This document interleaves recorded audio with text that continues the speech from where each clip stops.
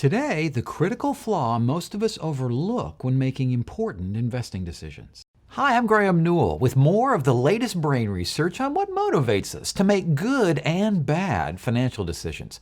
My speeches and webinars teach how to recognize the signs that an impulsive decision might be likely. Click subscribe and the bell below to see more videos. It was the height of the air war over Germany in World War II.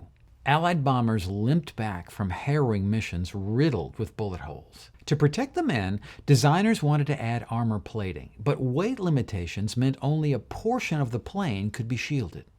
But which section was most critical for survival?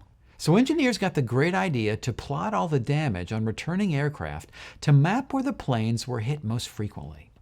But then, Abraham Wald, an Army statistician, made a curious observation. The graph showed very few returning planes had engine damage.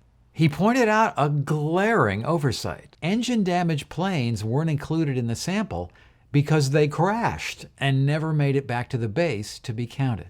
This is survivorship bias, and it can badly skew our decision-making.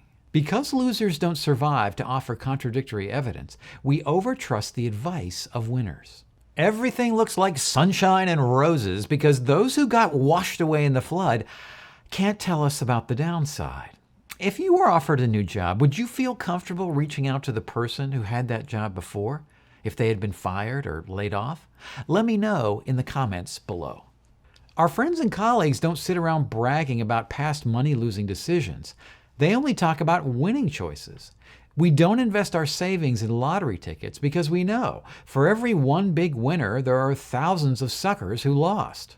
Lotteries give big checks to winners. They don't call a news conference to show off all the people who lost. We don't believe weight loss ads that parade just one winner flaunting their rippling ads while standing inside of their former pants. Yet this statistical sleight of hand still hoodwinks a lot of sophisticated people when making investing decisions. IPOs roll out the grinning faces of the soon-to-be stinkin' rich directors.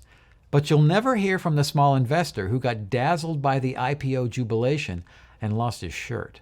Mutual fund companies routinely prune losing investments, then brag about their performance. What they don't mention is that losing competitors went out of business or were taken over by winning companies. The smartest people making investing decisions avoid survivorship bias by exhaustively seeking out evidence of how their plan could fail.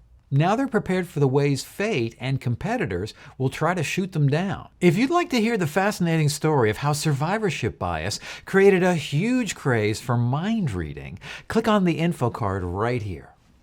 So remember, dead men tell no tales. Step boldly into your suspicion and pessimism. Continually stay on guard against survivorship bias when making your own investing decisions. Seek out the unheard stories of those on the downside of somebody else's win.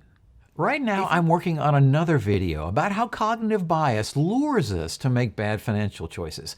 If you'd like to be alerted when that video is completed, just click on my face below and subscribe. And be sure to click that bell as well. I've created tons more videos of how brain science can help you make smarter money choices. Click on this box to see the full list. I'm Graeme Newell, and that's Better Decisions Through Brain Science.